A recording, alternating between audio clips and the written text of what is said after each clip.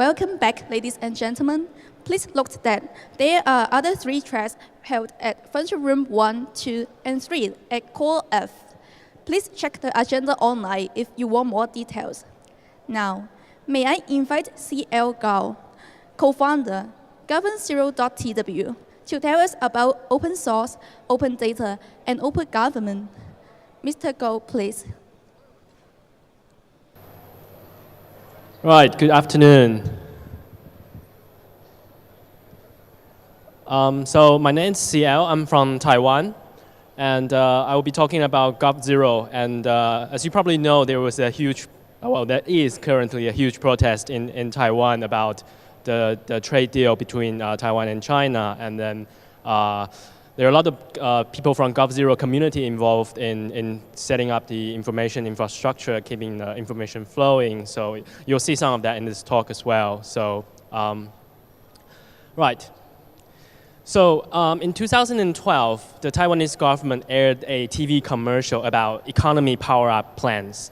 So basically what the commercial says is that, oh, economy issues is very complicated, and you, the citizen, or me, we, don't really need to know the details, and they will handle it. So being an open source developer for a long time, I wasn't really happy with this idea of people telling you, you don't need to know the details. And then, so I was really, really angry, and especially when we were seeing that this stupid commercial being aired and then tax money being spent this way. So I was thinking, what can we do? So by the way, you probably already know I'm a software developer. I really like doing software, so even when I was in the hospital, I have to lie down, but I still do software. So I was thinking, what can we do? What can software developers do to tell the government, you can't do this to us, you can't say that this is not your business. So I was thinking, okay, let's try to figure out how government is spending money. So this is the government budget sheet in PDF released by the central government of Taiwan. And of course, it's like a 300-page PDF, which nobody can read, right? But with some programming, just writing some code, extracting data, which hopefully trying to represent it in more acceptable ways, like this. So this is a visualize of the central government budget of Taiwan. Each bubble is the size of the budget item. Okay, and the color represents that if the budget has been slightly increased or decreased from last year. And when you mouse over it, you can also see how the historical changes of the particular budget item is. So with that, we started to think, okay, maybe we can do similar things like that to make citizens more aware of what's happening and by accessing the raw data and then representing them and then understanding them. So we start thinking about, okay, maybe we need to name this thing as something called a catchy name, God0. So we know that the government website is called God0.tw, or here being God0.hk, right? So what if you just change one character in it, and suddenly the website becomes a lot better, even with open API and all the things. But it also, the God0, the 0 in God0 also represents that the idea from me or our generation being digital native. Like, I suppose none of you, well, some of you, most of you probably don't buy newspaper, right? We get our information from the internet. And also we start, in this digital age, information age, what can the government be different? How can the government be different? So it's kind of like a new take on the idea of governance. So we use this domain called God0. And so the only thing we do is pretty much hackathons. Like even in the demonstration right now, we call it a networking hackathon. We go there and set up network and stuff like that. So if you don't know that, hackathon is actually 2 words, right? Hack marathon. It's like a lot of people sit together like here in one day, and then we start doing things, making things work, making prototypes, making information systems and other things. So, but this is a weird idea that how do you get people like us, 100 people together in one room to work on projects without telling them what to do? Well, you buy them food, right? I can see people like food there just now, right? Food, very important. Food, okay. But seriously, a typical hackathon in God0 TW is like in the morning time, and then if you have an idea or you already have a prototype working, you go up stage and then present your idea for 3 minutes, and then tell people what you have done, and then what are the talents you're looking for. Maybe you need a designer, or if you already designed something, you need a software developer to make it happen. And then usually there are like 15 projects every time that come up stage and say what they want to do. And the rest of the people who didn't present the project would just like have the microphone and then have a self-introduction for 3 keywords. Like for myself, I do software, I care about transparency, and I want to do something to improve the Congress in Taiwan and things like that. So after that, basically we just like start eating and chatting. People start to join the groups that presented the idea that's most interesting to them, and start hacking and eating, chatting. But surprisingly, usually in the afternoon, people come up stage and present what they have done in this day. And usually there are like 7 or 8 working prototypes within one day. And a lot of projects just like born out of hackathons, and then there were continuous momentums improving that. I'll show you some example later. But this is still really weird. Like, is it really just food, and then you just bring people together, they start working together? And the reason that people can collaborate efficiently together is that because since the last decade, the idea of open source has taken off, and people are comfortable working together in this fashion. So since it's developer conference-ish, so probably don't really need to explain open source, right? It's the idea for releasing software also in the source form that people can see how it was done and improve it, and then maybe make changes to it, and then release it again. So for example, everyone's probably using GitHub nowadays, and this is the GitHub stats of my pushes. You can see I'm doing coding every day and except early in the morning. So open source started as the idea for people, engineers that want to share their solution to the problems they have solved, so other people don't have to solve it again, and we can just like standing on the shoulder for giants and then keep improving things. And this is one of the projects I participated lately. The amazing thing is that the project is so popular, they have so many people watching it, and so many people being contributed to the project. So in the old times, like for a software company, it's really hard to imagine that a piece of software is written by almost 600 people, right? But nowadays, in open source project, this is quite popular. This is quite common for software project to have lots of contributors. And most interesting, since Git got really popular, is the workflow for open source contribution has changed. And then you can see here there are 250 pull requests or different versions of this software being provided and requested to be merged back by the owner of the project. So each of the branch is like a bug fix or new feature or the changes that people want to make to this software and make it readily available for the original owner of the software to take it back. So, so the modern way for collaborating open source software is almost like on the Google Doc. Everyone should have already know Google Doc, right? So you have multiple people who can edit the same document, but for software, it's more complicated. It's usually involve lots of files. So a change would be maybe in 5 different files. And the modern way, like I described in Git, the workflow is like everyone will have their own version of changes they want to do. And then somehow they reach consensus and effectively like parallelizing the development process and then making it very efficient. So the open source movement or the culture has grown from like a little hobby for people sharing their solutions to become like a real huge ecosystem.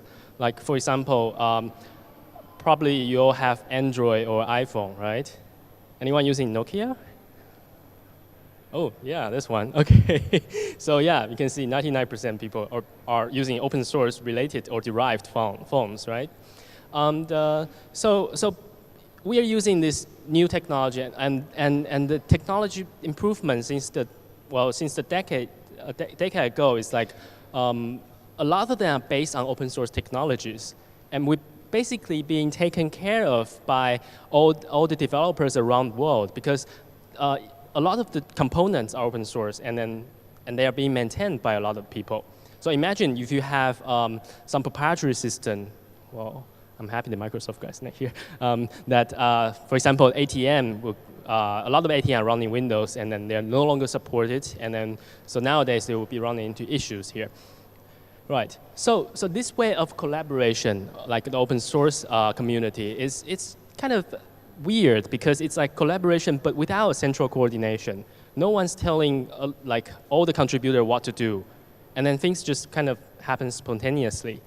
And so there were people started to think that can we adopt this model beyond software, doing something in a similar fashion but not software. So there's a guy that thinks, okay, maybe we can collect all the human knowledge and put it somewhere and have it available, accessible by everyone in the world. Yeah, that's Wikipedia. So yeah, everyone should already know what Wikipedia is, right? But so this is the growth chart of Wikipedia articles in English. But usually when we talk about Wikipedia, we know that as a wiki that everyone can write, right? Can be participating to. But what's more important that people usually ignore or are taken granted of is that the success of Wikipedia is because the content are clearly licensed, that it will be publicly available. So it's a CC license, CC BY say license that is public, and then everyone are free to reuse it. So imagine if you have a wiki company that invites you to write wiki for them. You probably wouldn't do that because you don't know who they are, and then you will be doing work for free, right? But for Wikipedia, it's okay because you're contributing for the whole humanity. And by what I meant by that you can reuse the article, the content on Wikipedia is that, for example, here is the controversial issue in Hong Kong about the morale education last year, right? And it's a huge Wikipedia article about how the event happened and developed. So by reusing the content, extracting the timelines, we can actually produce some kind of interface that make the article more readable into timelines. So this is one of the God0 project called fact.gov.tw. It translates every Wikipedia page or other sources into this kind of timeline form. And every point of time, we have a permanent link that you can share to people to see what's happening and how the event developed. Okay. So similarly, there's OpenStreetMap. It's like a Wikipedia, but for maps, like people drawing maps. This is the edits on maps for 2013. So you can see the map flashing is that someone's editing the map there. And it's like Wikipedia, but the map data is more structural rather than just articles, right? So for example, you can do a lot more things when the content is freely available for you to reuse and remix. So this is the wheel map project originally from Germany. It makes use of the data on OpenStreetMap to show which subway exit are wheelchair compatible, accessible. And similarly, you can do other things like drawing, showing how the road speed limit is on the map. So with the data being openly licensed and accessible, you can do so many different application on that, and some of them even commercial. So this kind of brings us to open data, right? Because map data being available being accessible by everyone is kind of open and data, structural data. So nowadays, when we talk about open data, usually we are talking about government open data, actually, right? And I think there are three important points for open data. The first and most important thing is it has to be openly licensed. And well, it's in the second point. So it makes it available for everyone to use it and access it without like you have to fill a form to apply for it or something. And you're able to release the derived work based on it. And then secondly, it should be in open format so the machine can can read it and then remix it with other things, and then you can make correlation or combination with other different kinds of data together. And thirdly, I think for government open data, usually they are not seeing the community effects for the data set yet, but there were some example when the government released data and the community contribute back to errors in it or additional entries, corrections, and that actually improves the quality of the original data. And imagine that data can be some kind of important statistics or something that the government is basing decisions on. So that kind of helps the whole ecosystem and the data quality being used in the government. Here's an example. Here's the voting records in Congress in Taiwan. And I know that in Hong Kong they release it in XML now, right? So, so this is really kind of hard to read, especially you want to see some interesting effects in there. So some of the people in God0 turn it into a nice chart of a little pie chart, and you can see the different parties making different decisions, well, quite consistently, and this is the flow for a bill to go into the Congress and the flow for it to be passed as a law. So it's kind of fairly complicated. It has to be into first read and second read into committee and the things like that.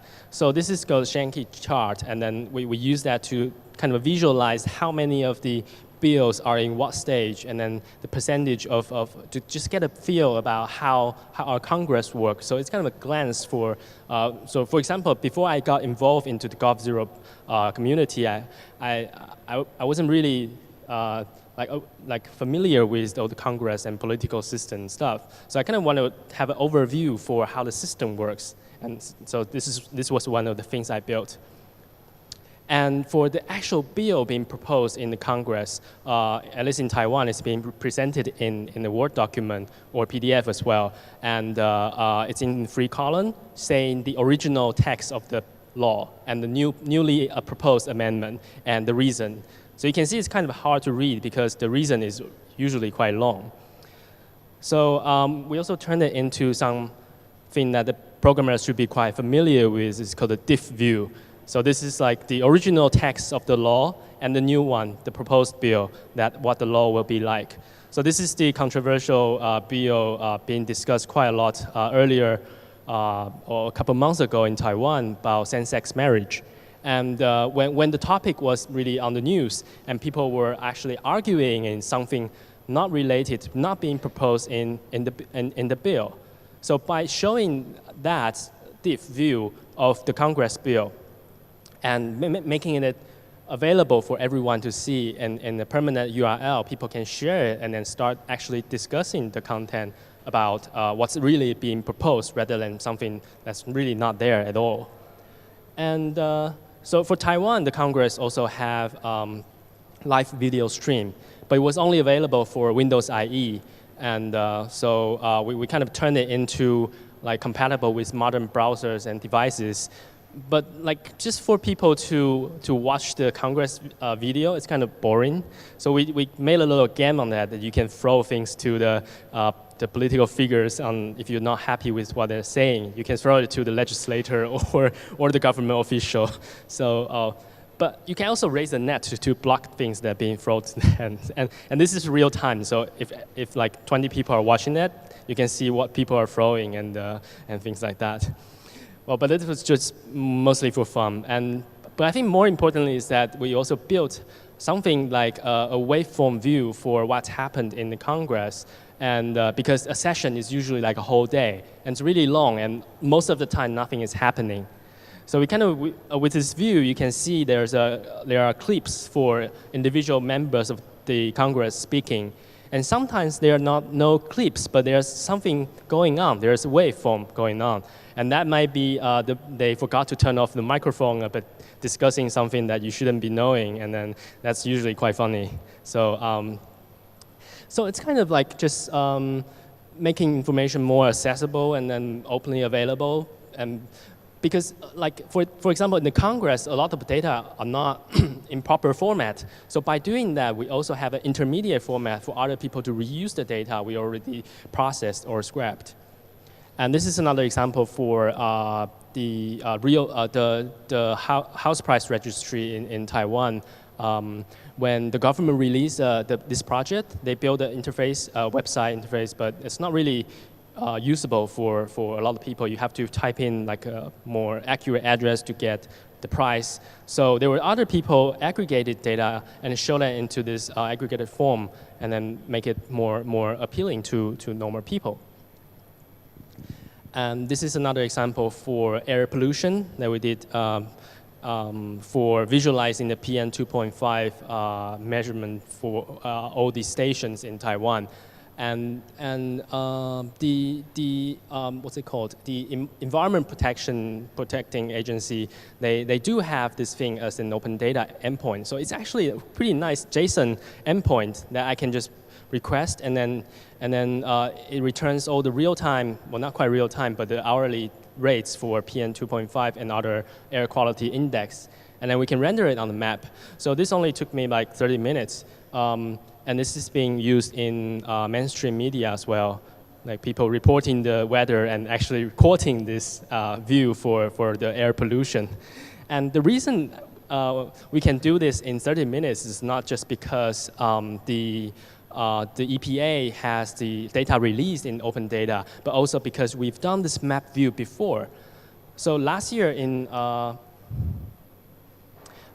typhoon season in Taiwan, we have typhoon here as well, right? During typhoon, people are really concerned about how much rain. So on the left-hand side is the official rain chart for accumulated rains, and it's like updated every half an hour or an hour. So I was thinking, okay, the Central Weather Bureau, they do have the rain station meters updated every 10 minutes. Can we not make it more real time and then like live update and then without reload and things?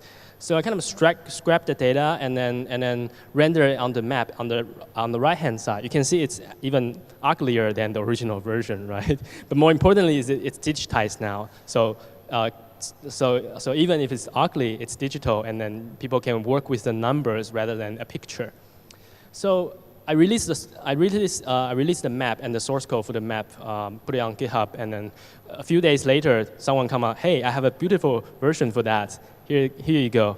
So he made it really nicely rendered chart, and that's essentially the same information, but represented more nicely. And he also released the software for composing and rendering this map open source. So that's why I can reuse that and mix with the EPA data to do the air pollution stuff within just 30 minutes. So these are just some of the projects that we've done in the God0 communities. And so it has been not very long, 16 months. And then we have more than 20 hackathons, lots of contributors, a lot of them just flooding, helping the demonstration infrastructure and transparency since last week, actually. And so the way that in God0 how things work is that we try to push the way of open source development beyond software developers. For example, we encourage people to tell us what they imagine that would be a good service or a website or something they want to achieve. Not just by talking to people about what they imagine, but also write it down. Or even better, if you can use some Painter or online tool, this is by mockups. You can draw a mockup of website of your imagination. And I call this delimited dreaming because when you release your idea as concrete files rather than just words or video or something that is not like concrete, and then people can comment and discuss and improve. Then when you put it online, then people can continue your dream. That's called delimited dreaming. And so I think that prototype can maybe 4 weeks after the original mock-up. And that's still a mock-up because it's not real website, but it's already HTML and CSS in it. So once the data was put in, maybe in 2 weeks or something, that we actually have things from here into a real working product. And similarly for the God0 logo, I have stickers here if you want, you can come to me later. On the left-hand side, you can see it's the first version. It's really ugly, right? And there were like quite famous designer in Taiwan say, okay, well, I need to improve that. I can't stand that really ugly logo. And then gradually, after iterations, become the current version on the right-hand side. Right. So here's a tip. If you have a community you want to run and you want to encourage people to participate, design a really ugly logo first. And then people will come to say, okay, I want to make it better. And this is really common for, there were people saying that you should have some typos in your document, and then when people try to correct it, it will become part of the community. So once people are part of the community, they want to make the whole community better because it's now, well, his name in it as well, right? So a lot of projects being done in God0. At the beginning, we kind of wanted to like make the government more transparent and accountable. But there are lots of projects joining in. Some of them, they have a prototype already, and a lot of them are not really directly related to the government, how the government works or transparency issue. For example, there was a dictionary called Moedict, and there's also a animal rescue mission. But they're all in common way for making information more available and in correct, well, open format for other people to reuse. So the reason that God0 can be so, well, in Taiwan, it's got quite a momentum. And as you can see, we have more than 1,000 contributors now. And for the core contributor, like everyone, the guys that are on IRC every day will be like more than 50 people. And on IRC channel, there's constantly more than 200 people now. And the reason that the community is so tightly connected and strong is that we kind of work as the same way as how the internet is developed today. So we have a rough consensus and try to have running code. So the internet works today not by like a huge plan for someone designing, oh, we should have HTTP, or we should have browsers doing that and that and that feature, and we should have mobile devices. No, things just happen spontaneously. People wanted more connected internet, connected environment, connected society, and then they try to make some prototypes to see if they works. And the prototypes is openly available for other people to improve. So there are, usually we say that, how do we decide between 5 different ways of doing things? Traditionally, we have a meeting deciding which one to use, right? But the internet age is like we do 5 different prototypes, and then people copy from each other, improve from each other, inspired from each other, and then finally we have something that's really working great. So in summary, God0 tries to work on things that towards more open government. By open government, it can be more transparent, more participatory, and making the government more accountable. And with the means of maybe open data, but if the data is not available, we try to get it from the published data and then turn it into at least open format and discuss with the original ministry that is responsible for the data to see if they can release it as open license. And once we have some prototype showing how the data can be used, usually they can be convinced more easily that they should be releasing it as open license.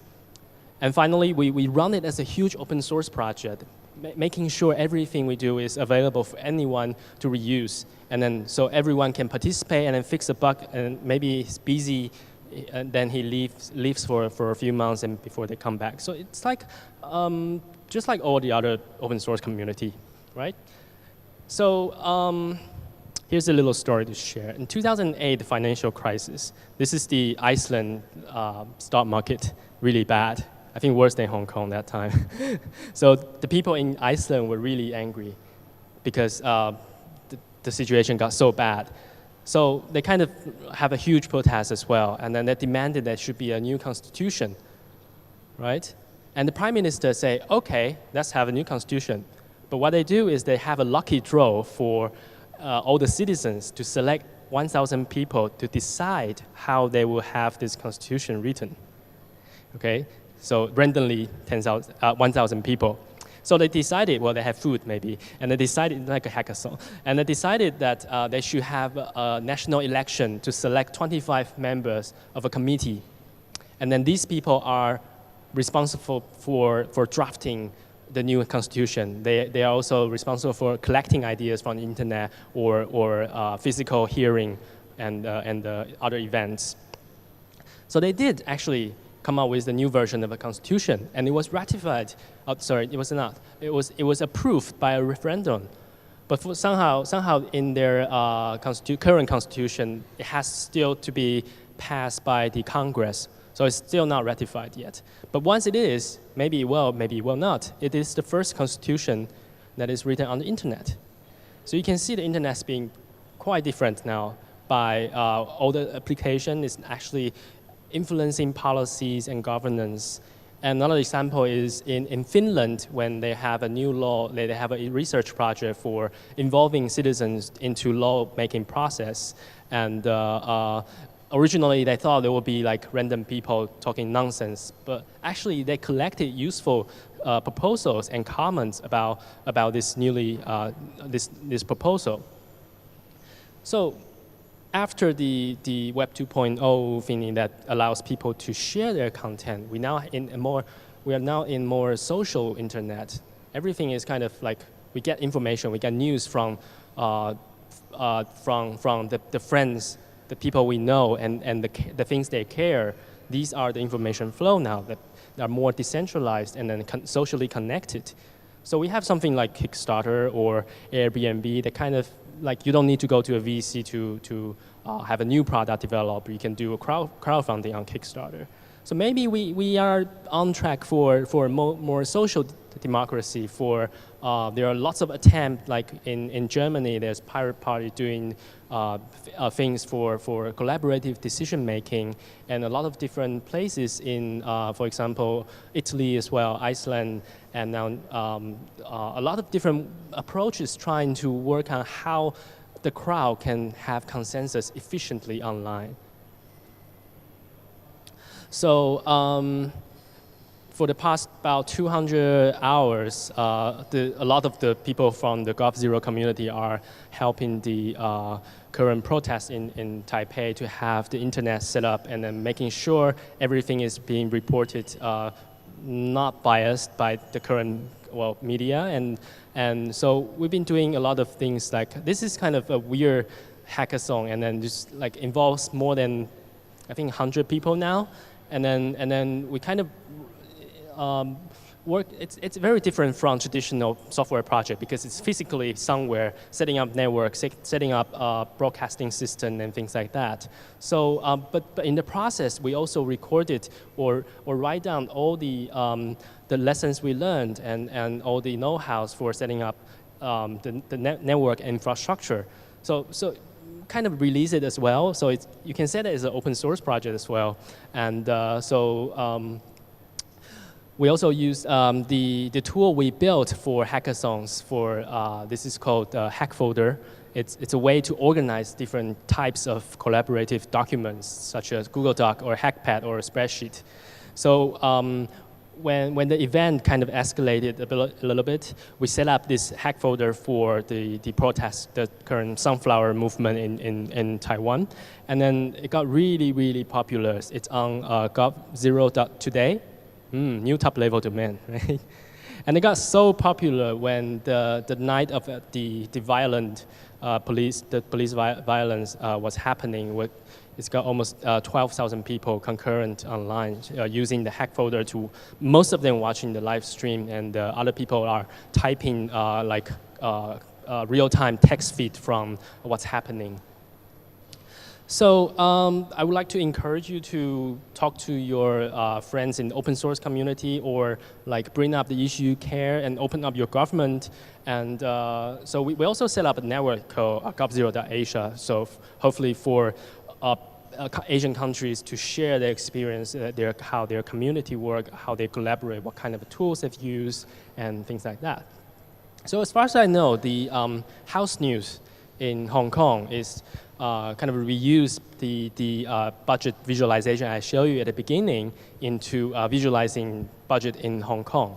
So I think this is great because we can share and learn from each other and reuse things that's been built. So If you want to use some of the things like the Congress visualization you saw for the Legislative Council here, you're welcome to. Everything's on GitHub. You can also talk to me, and yeah. So thank you very much.